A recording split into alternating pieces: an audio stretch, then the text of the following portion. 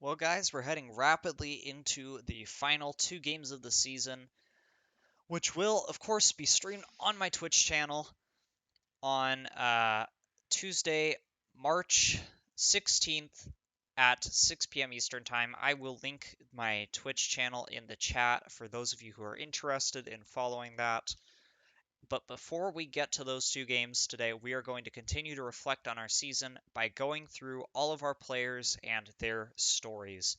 We'll also go back and remember the players who were with us and helped us get through this point in the season that were either traded or injured. So let's hop right to it. We'll start with the pitchers. So Luis Ulloa was the greatest pitching prospect of all time. That is all there is to it.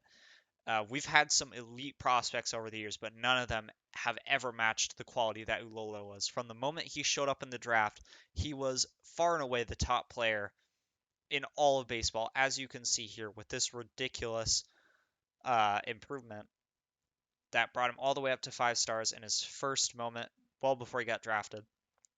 He went number 1 overall to the Mexico City Aztecs, with whom I immediately traded to acquire him as soon as he was eligible to be traded. In that trade, I gave up a lot of quality players. I'm going to be honest. There were 3 guys who went over to the Aztecs. Juan Herrera, who is a perennial Gold Glove center fielder, outstanding leadoff man. Kiyoshi Hayashi, who was a high quality starting pitcher, still is in fact. Um, yeah, and he was on a very affordable contract, and a top prospect, Rogelio Benavides, who's gone on to be a consistent 4-WAR player for the Aztecs ever since. And I still have no regrets about that trade, as Luis Ulloa has blossomed into the greatest pitcher my sim has ever seen, posting a crazy .75 whip, or so far he has 1 start left in the season, with the potential to strike out 400 batters in his age 24 year, a 121 ERA to follow up a 187, which was piggybacked off at 266. This guy has a very promising future. He eats innings like there's no tomorrow, looking to throw over 270 in the season. Great strikeout, walk, and home run rates, as you can see by his 65, 65, and 80 on the control movement and stuff. He holds runners really well too, and he throws the ball like a rocket with a 98 to 100 mile an hour velocity. Now, he came up, or he tore his way through the system, honestly. Look at how quickly he improved. It took him 2 years to reach the major leagues, and he pitched well even in his rookie season. And he has won 2 consecutive Cy Young Awards between the 2046 and 2047 season. He will easily win his third here in 2048. The guy is outstanding with a ridiculous future to look forwards to. Juan Ruelas was not the best prospect. He always had potential, but it looked very risky for him to reach it. Very unlikely he was ever going to max out on his potential. And for a long time, he didn't. He actually made the climb to the majors relatively quickly, but that's more or less because I rushed him at the time. His first season, he pitched to a 5.25 ERA, struggling mightily, mostly with the walks, as we can see here, but then he immediately started to find his control, cutting well down on the walk rate in year 2, and then much further again in year 3. Efficiency being his problem, of course, with the innings, as he's always had outstanding stamina. And then in year 4 in the majors, it took him a while, but finally everything clicked for Ruelas. This is age 26, I believe, for him. The strikeout rate jumped. He kept his walk rate low. The home run rate got cut, and he pitched a lot more innings, uh, finishing as one of the top pitchers in all of baseball for the season. Then he built upon it in last year, improving his strikeout rate even more, cutting down further on his walk and home run rates, and finishing with a ridiculous 6.4 wins above replacement and a sub 300 ERA. And then this year happened. He improved his strikeout rate again, minimally, but nonetheless, and cut down on both his home run and walk rates even further. Ruelas has been an absolute force to be reckoned with for opposing batters. And while it's a little late in his career to become a superstar, he still has a shot at the Hall of Fame because he has such a dominant pitcher overall. The sub 200 ERA, nearly 300 strikeouts, and 230 innings pitched are all second only to Ulloa In most statistical categories, this is the case, as Ruelas is the definition of an ace in every meaning of the word. Oh, actually, I forgot to go for his origin. So we acquired him in a trade with the Red Sox. I actually don't really remember this trade. It was a while ago, not that long ago. So we'll see what came over in this deal. Okay, so we got a bunch of cash. We traded the Red Sox a high stuff 3-pitch guy who was absolutely dominant but very risky. A quality center fielder who I had no need for as I had other guys, and then a no-name prospect. And obviously, as good as Ruelas is, I would say, yeah, the number 2 prospect at the time. This was a steal of a trade from the Red Sox. We absolutely snubbed them to grab this pitcher. Ernesto Campo, he came over from the Angels. This is actually the theme with a lot of our guys. I acquired a lot of guys either from the Angels or the Red Sox or the A's. And for hitters, the Rays are a very common destination. Now, Campo, he started very early. He came to the majors in his age 21 year, pitched in 4 relief appearances, and was good, not allowing, well, 1 run in those 4 appearances. It was a home run. Came in the rotation next year for a little bit and struggled. He pitched pretty solid rates overall, above average ERA. His FIP certainly better than his ERA. Built upon it a little bit next year, improved the strikeout rate, although the home run rate and walk rate did climb slightly. Still relatively ineffective, although he did manage to lead the league in wins. And then next year he stepped into our role as the ace. I believe 2044 was the year he won his Cy Young. Yep, it was. And was dominant, pitching to a 3.33 ERA, winning way more games than he lost, and eating innings very well. A strikeout artist of historical proportions. Ocampo has been very dominant for the past several years. He continued to pitch extremely well for the 2 years after, on par with his Cy Young year, and then absolutely exploded last season. Unfortunately for him, not nearly good enough to beat out Ulloa in the Cy Young race, as he was inferior in every category. Although, with his record low walk and home run rates, we were hoping that he could once again continue to be a ridiculously dominant starter. Although he did take a step back this season, I believe that he can improve once again next year and rebound to be a slightly higher quality pitcher once more. Juan Castillo, I went over in my last video. Absolutely. Oh, wait. We gotta once again check out this trade from Ocampo first. I don't remember who was involved. Okay, so this was it did a weird thing. So there were a lot of players involved in this trade heading over to the Angels, and of course it still did the weird thing.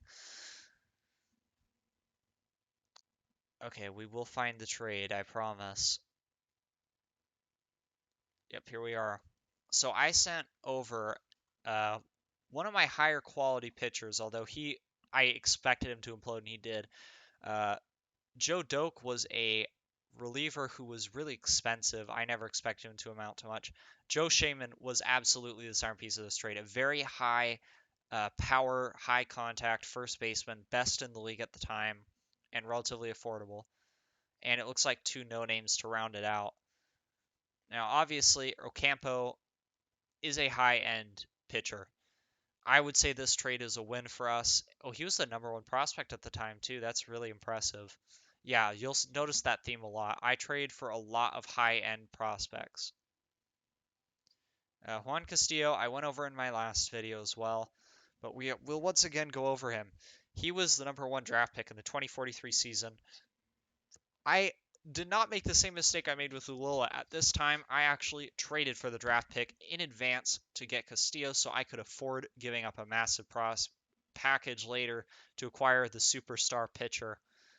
Castillo was ridiculously talented from the moment that he stepped foot on a diamond. He has always had really high potential, as we see here. However, he has he's managed to sustain his potential really well and actually improve on his stuff potential a little bit as he's gone through the minors. Now, Now that Castillo has completed his rookie season in the major leagues with an outstanding start, I am very confident in his progress moving forwards. Now, here's something I'd like to point out. Everybody else in my rotation struggled in their rookie season. Ulloa struggled. Ocampo struggled. Ruelas struggled. But not Castillo. Castillo came up and was dominant immediately, putting up a 2.74 ERA in his age 22 season with a really high strikeout rate and low walk and home run rates. This guy has a crazy bright future ahead of him. If that circle changeup comes along and the control as well, there's no question that he is going to be the number 2 pitcher in baseball behind only Ulloa himself. Shamel Lafall came over, of course, in the Mariners trade. That famously also brought us Alquino Mosqueda. While I don't expect him to be a piece of our rotation in the long term, he brings a nice 5-pitch mix and overall quite quality stuff, really good movement and solid control as well. He could throw quite a few innings and was incredibly effective after being traded for, pitching to a 1.35 ERA for us and 12 wins to no losses, of course. Low whip, very low compared to what he was putting up with the Mariners. He really cut back on his home run rate, pitching much closer to where he should be, although I think he likely overperformed, increasing his strikeout rate and dropping his walk rate as well.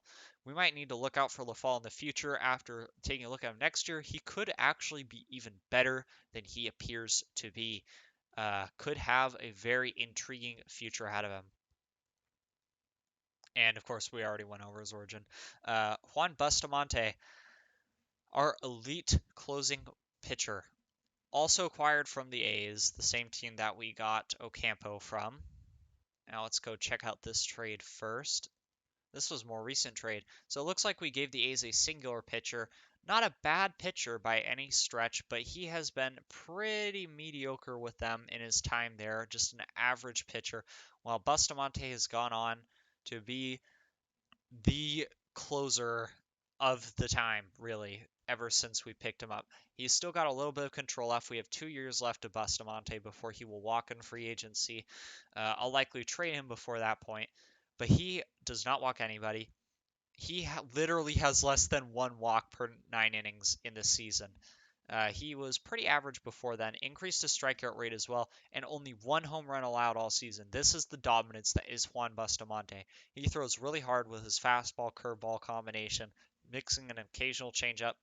Obviously, the command and movement are what makes him such an elite closer.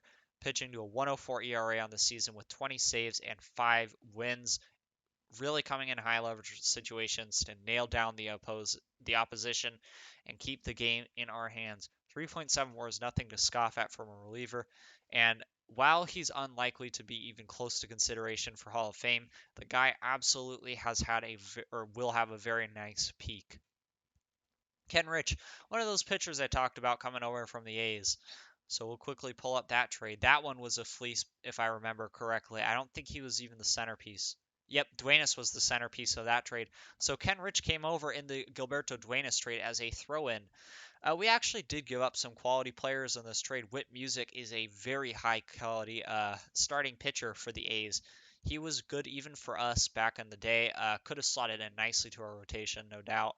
4 nice pitches with the fastball, cutter, changeup, forkball, but obviously he's not the guy we're reviewing here. Ken Rich, while he obviously is not the production of a high-end starter, he has done his best to match it. Last season, pitching to absolute dominance in 54 innings as our second stopper later in the year, and good the year before that as well, being a very productive closing prospect or closing pitcher for us. Limiting the home runs despite his below average movement. He has a really good fastball curveball combination with another occasional changeup, although the curveball is his signature pitch here. He's essentially baby Bustamante with the movement and control, although obviously he's going to give up more home runs. He's pitched absolute ridiculously strikeout levels, lots in both of his years. His ERA has come back up, but overall you cannot argue with the results that he's received for us in his time so far in the desert. Kenrich has been an absolutely dominant closer so far in his career. Claris Fauto, another Angels acquisition here. Yeah, a lot of pitchers from the Angels. This one was expensive. We gave up Luis Marcano, another high quality, high power contact guy. He's still dominant for the Angels. Very productive in his years with them ever since coming over in the trade. To no one's surprise, we're very unhappy that we had to give him up, but nonetheless, Fauto was probably a better prospect at the time. I can't imagine I would have given up this package for him. But we also sent over a first base prospect who didn't turn into anything, another pitching prospect, a second baseman, and a catcher. Sometimes we'll make the bad trades. I don't think Marcano and that pitching prospect would have been worth Fauto, but it's not a terrible trade, honestly. Fauto, of course, another pretty quality starting pitching option with really high velocity fastball knuckle curveball combination as his primary pitches, mixing in some sliders and cutters, also quality. He was good as a swingman for us this season, getting occasional spot starts after leaving the rotation upon the return of Ocampo. He pitched to a 169 ERA with a really high strikeout rate, giving up very few home runs, which I do not expect to be sustainable, and a high walk rate. Overall, over 2 WAR and a 268 ERA plus. Great season from Fauto. I'll obviously hope for more, but he is likely to be traded in the near future. Chris Bendolf. He was a draft prospect, a 6th rounder at that, from a long time ago. Fastball changeup combination, great reliever here. I wouldn't say he's quite closing caliber, but he absolutely complements our high leverage guys very well. Really good stuff, movement and control, all solid. High stamina and hold runners, and we have had an outstanding year from him. While he's only pitched in 30 innings, you can see the results. They speak for themselves. He is a great pitcher. Jamie Seawick, acquired at the deadline from the Rangers. I don't remember who was involved in this trade. So it looks like we were picking up Ben Sculla, a pitching prospect as well, and dumping Silvino Herrero. This would have been the primary goal of the trade, to get rid of Herrero's massive, or not massive, but sizable contract. Damani Mazel, unfortunately, heading over to the Rangers in that trade as well. Another quality relief pitcher, and a catching prospect as well in Mike Fisher, a second base prospect in Jorge Castillo, but yeah, nothing huge. Seawick, high stuff, movement and control. He's barely pitched for us this season, appearing in only 6 games. While he has pitched pretty well in those games, a average-ish whip. He's not really walking anybody or striking anybody out. He has allowed 1 home run, I believe, in his time. He will definitely play a part as a middle tier reliever in the playoffs. Jim Comstock is our future high leverage maniac. Ridiculous fastball changeup combination, mixing in some quality cutters there as well. Another draft prospect who exploded upon being acquired and getting to work with our pitch staff. His control will also be an elite tool for him when he comes around. I think you're looking at essentially a Bustamante with less stamina and less movement, but more stuff even, as you could see Comstock scrape 15 K per 9 in his best seasons with that 100-mile-an-hour elite fastball changeup combination. Contreras and Lane are essentially just here to round out the rotation. Another guy who was a draft pick that improved greatly upon being acquired by us. The stamina and personality allow Contreras to fill a long relief role very adequately. He pitched in 24 innings, which is actually more than a lot of other guys, especially considering he came up mid-year in his mop-up role. Good stuff and control. The movement is average. Overall, he's not going to be a hugely impactful player, but can absolutely mop up innings and pitch in a middle-tier leverage situations. Kevin Lane, good movement and stuff. This guy is actually not a bad reliever and could start as well if you look at his 4-pitch mix and stamina. He would be a fine starter. But he was a mop-up guy this year in relief as well for us. Did not allow a single run in 7 games and 10 innings, however. Acquired from the Giants. I do not remember this trade at all. I don't know why I picked him up. I'm sure he was not the centerpiece. Where is this trade? Come on, it's here somewhere. Here we go. Okay, so in this trade, we got Kevin Lane, and a first-round draft pick would have been the primary acquisition for a couple of players, including Danny Glover, who we will be going over later. Kevin Lane, I think we probably just picked him up to replace Glover as a reliever in our Major League options. Now, as for our batters, We'll start with Ben Stutz, who came over extremely cheaply from the Rays in a historic trade. He was a top prospect at the time, but they did not value him nearly as highly as they should have. The high defense catcher grew into more as he played. It was really the bat that made him stand out. His elite contact skills are unprecedented, really, for the position and very uncommon. And the guy has stood out at a position where there are actually a lot of really good players these days. Luis Fiorelli went over to the Rays. As we see, he was not that great for them in his time. This was an absolute fleece to pick up Stutz, who has been the best catcher in the game during his tenure with us, likely even on a Hall of Fame route. In his rookie season, he managed to post 4.5 wins above replacement, batting .392, almost hitting a 400 mark, and he has been above .348 ever since except last season and immediately bounced back. He has the batting title locked up this year. He's going to finish with 7 wins above replacement, providing outstanding defense at the position, great personality for the team, and of course his excellent top-tier bat. Ben Stutz at 40 WAR as a catcher, heading into his age 29 season. Really exciting career for him. On an outstanding contract as well, only paying him $11.5 million for the 5 years left. He might get traded at some point, but he is a great catcher. Mike Todd actually picks up before the season as I was a corner infielder short. He made his debut with the Yankees 2 years ago, but still had plenty of service time left. And of course, we signed him to a very team-friendly extension. Now, this trade with the Yankees was not necessarily all one-sided, although we did pick up 2 more high-quality prospects in the trade as well. We sent over Juan Morales, a pretty high-caliber catching prospect, Danny Creasy, who is obviously my shortstop prospect, and a couple of no big deal guys. Well, Jadon Sase was our first baseman for 2 years. When we traded Marcano, this is the guy that we brought in to replace him. Yeah. He was not bad, but it was time to move on. And Mike Todd was a huge upgrade over him. He has posted a phenomenal year for us, batting .280, .411, .530 with 39 home runs, with the potential to hit his 40th tomorrow or the day after. Todd had a slow start to the year, but has been on fire lately. Unstoppable by opposing pitchers, dragging his batting average way up in the process.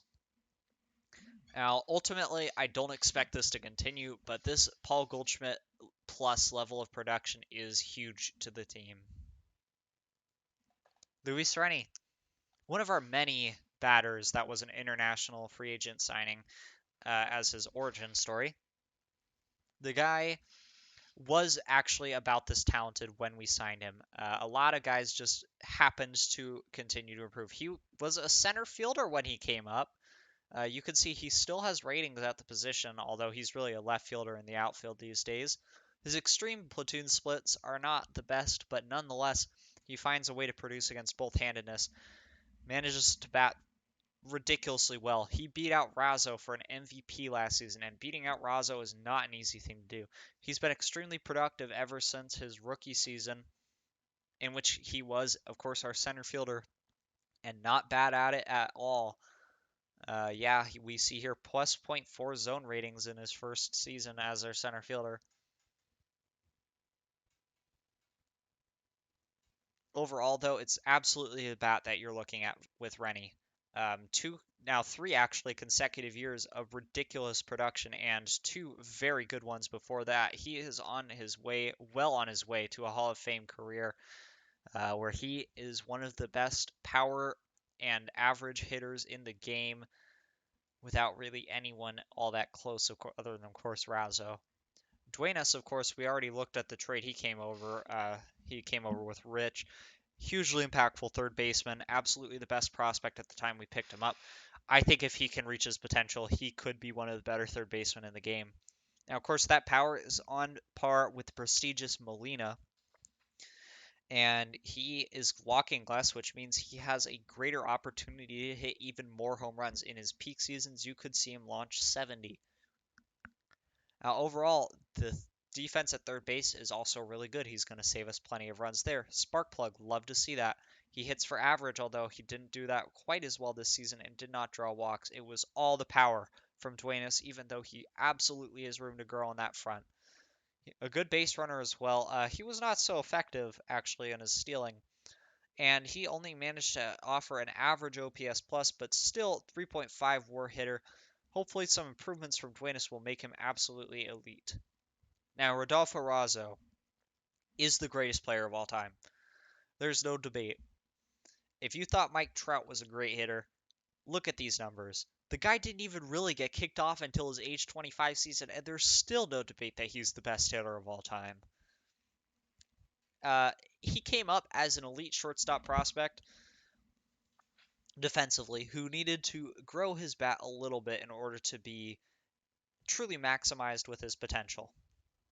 He could hit a little bit when he initially came up, but it really did take him until his age 25 season to really take off. He has a gold glove every season since he came up to the big leagues and put up the single greatest batter season of all time in his age 27 year with 60 home runs, a 420 batting average, own base percentage over 500, and a ridiculous slugging percentage over 800 with a 1300 OPS at 18 WAR, far and away the highest of all time in a single season. And of course, he did win the Gold Glove that year as well. Now let's quickly investigate the fleece with the Mets here that we got him in. We're going back to 2040-ish, I believe.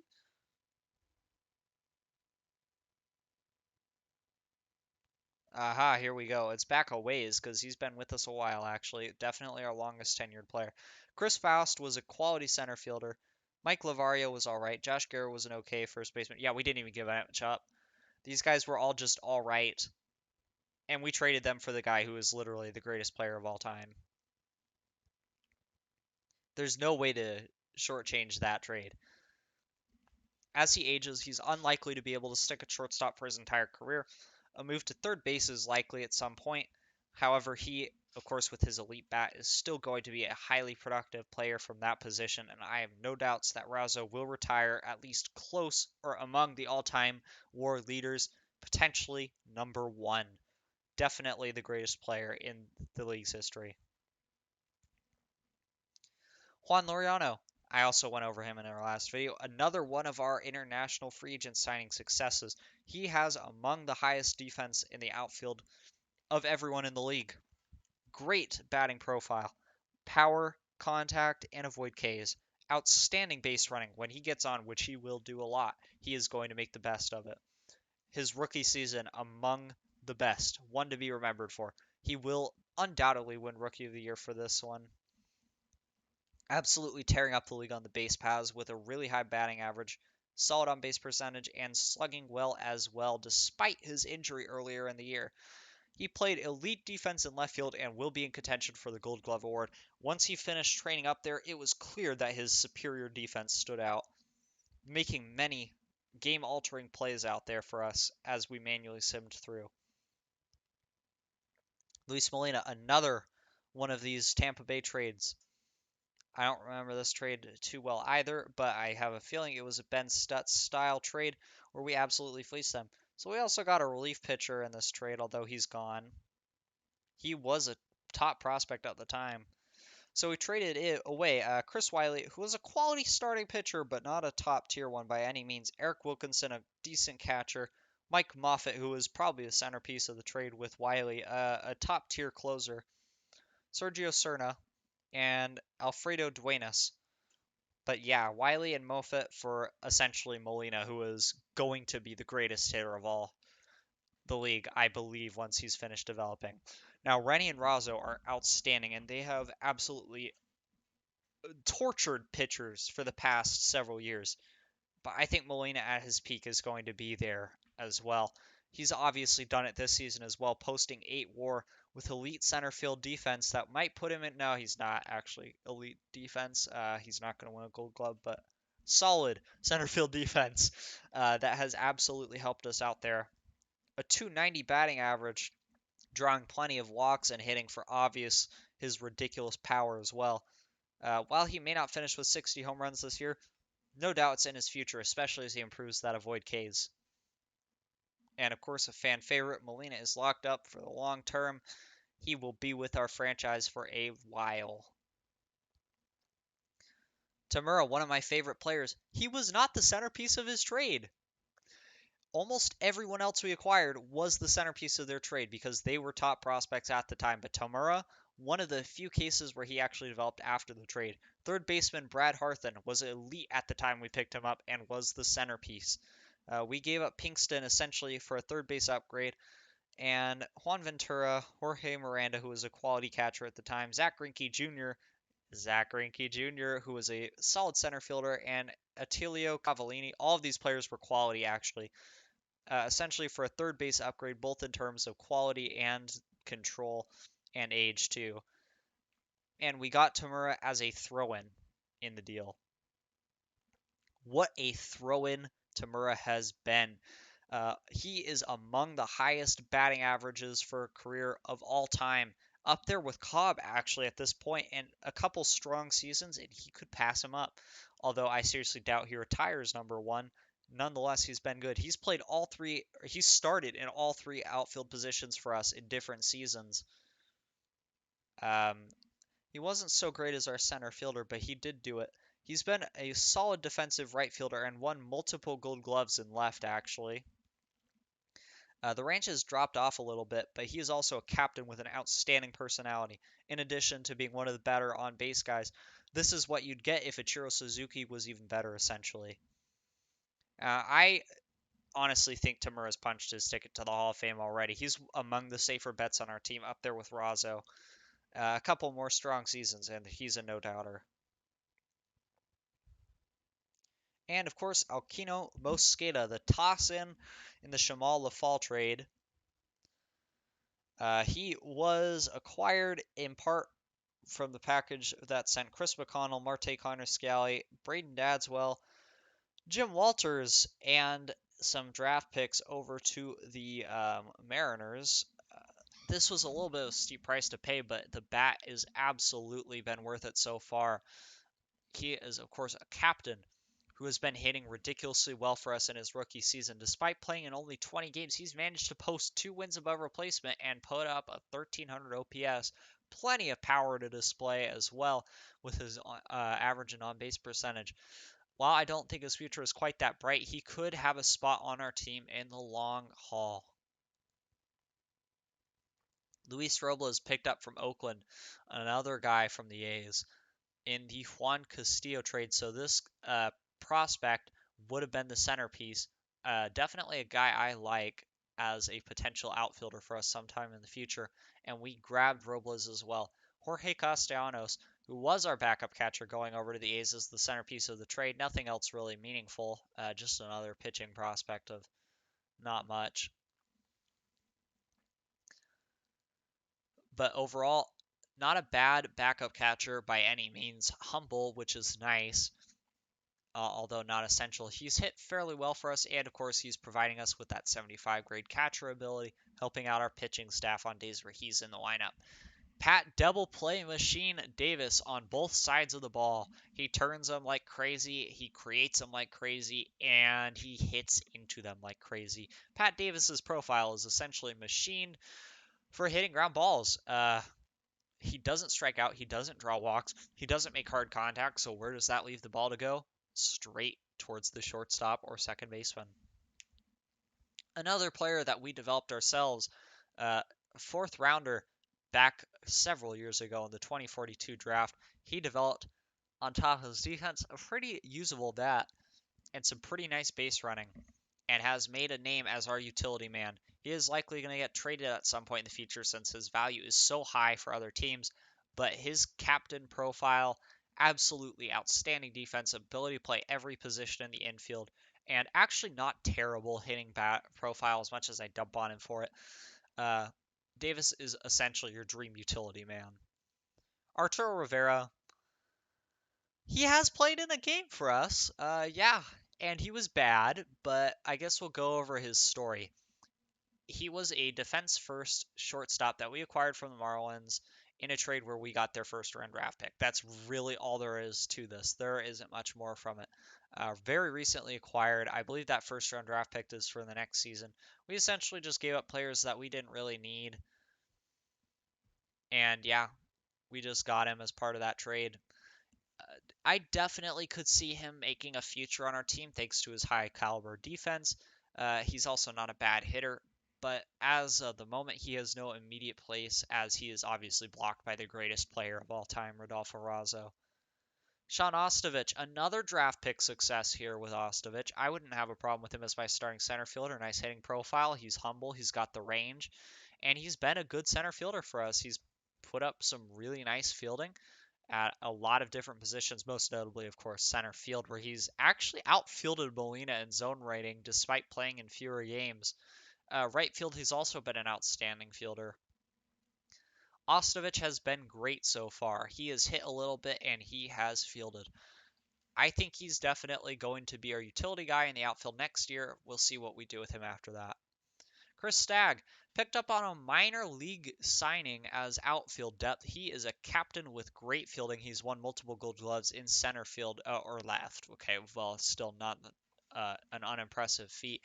And has a hit in his lone at bat for the season with us. He's a good base runner. I don't think he's going to be back next year, or maybe he will on a minor league deal where we just trade him away. But he is a quality player. And that is it for everyone currently on our roster. Obviously, we got to take a look at Arturo Fregoso. Now, he was just our natural draft pick. I was thrilled to find his bat still available at our number 37 overall draft pick. I don't know how he slipped that far. It had to have been his defense. He came up as a left fielder. He's played one game, and it was this season in left field. He had 2 games in his career at left field. Actually, his positive zone rating somehow. That's just luck for you right there. Has been an absolutely dominant hitter ever since he came up. Won Rookie of the Year in 2045 with his great slash line, uh, power, contact, eye, all kinds of hitting ability. He's got everything. Fregoso is the ultimate hitter. He is definitely the type of guy you want in the middle of your lineup. While being a DH does somewhat restrict his ability, and of course his injury proneness doesn't help, I do think he could make the Hall of Fame if he can just stay healthy long enough to build a career. I believe that is everyone who is currently in our organization that is been on our team this year. So now we're going to go check our history and we'll check out the players who were not on our team this or are no longer on our team because they were traded away.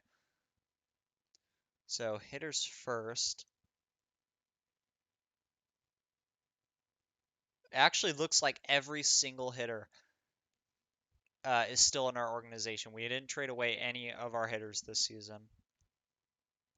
Rob Aldridge, first guy on the pitcher list, has been traded away. He went over to the Mariners. I do not remember which trade it was. Okay, so we got one of our pitching prospects in this trade for an elite closer in this guy because he was on a terrible contract is why I was willing to make this trade.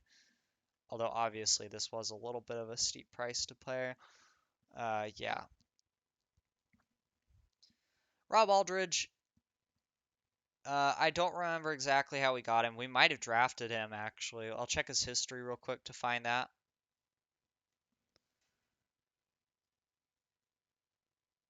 Drafted by the Marlins in the second round. Okay. So he came over to us in a trade involving a pretty quality center field prospect and a catcher. So that's what came to us. We gave them a mediocre third baseman, a solid starting pitcher, and nobody. So Aldridge threw really hard and had really high movement and 2 fastballs, which is why I was so intrigued by him. Unfortunately, he didn't really turn into anything for us, and now is just sucking with the Mariners. Jorge Alvarado, outstanding starting pitcher that I kind of regret trading. He was acquired in trade himself. Let's see where it was. The Tigers, from the Tigers for one of the better 3-pitch high stuff guys in the game.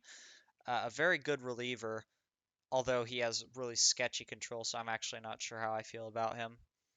And a mediocre second baseman. So I think that was a good trade for us acquiring Alvarado. We shipped him away in a move where we picked up a first round draft pick. So I think that was the pick we used to either get Hodley or Carrillo. Either way, I think that trade is worth it. But Alvarado was a top tier pitching prospect coming up with us. I was unhappy that we had to trade him. I was really looking forward to his future. As you can see, he's been great with the Mavericks this season. He was good with us before we traded him. Good 5 or 4 pitch mix with the circle change unlikely to ever develop, and above average movement and control to complement his high stamina and hold runners. Who else here has been traded away? Jorge Caraballo went over to the Mariners in the in the Rob Aldridge trade. So, yep, this guy was very good for us for several seasons. One of our premier stoppers for 3 consecutive years here, throwing over 100 innings as a reliever each time. He put up 2 3.5+ WAR seasons and then 2 other solid years with us. He actually could be a Hall of Famer if he can top off his career well, although I honestly don't think it's going to happen. Um, Above average movement and control, he's essentially just a slightly worse version of Bustamante.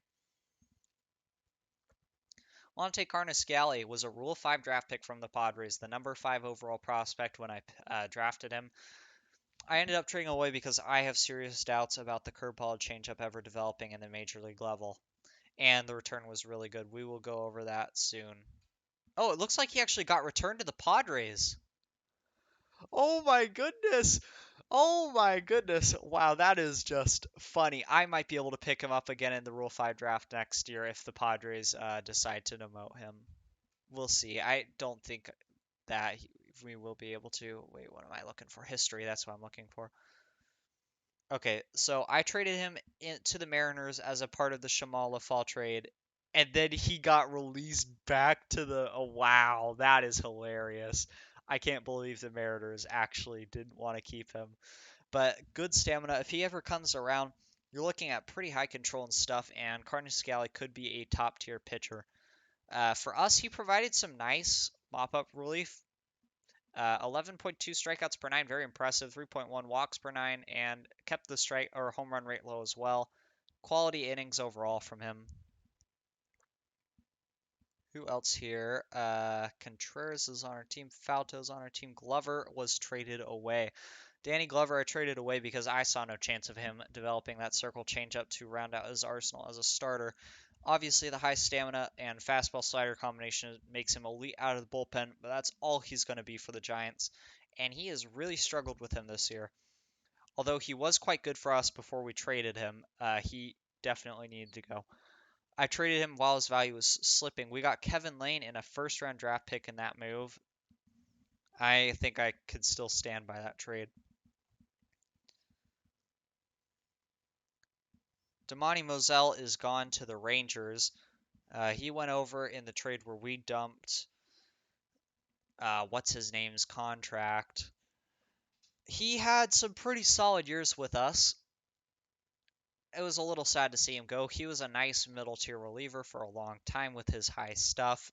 He's been very good with the Rangers so far, but I honestly don't really regret trading him that much. Let's see how we acquired him here. Okay, so we actually drafted him ourselves, first round pick.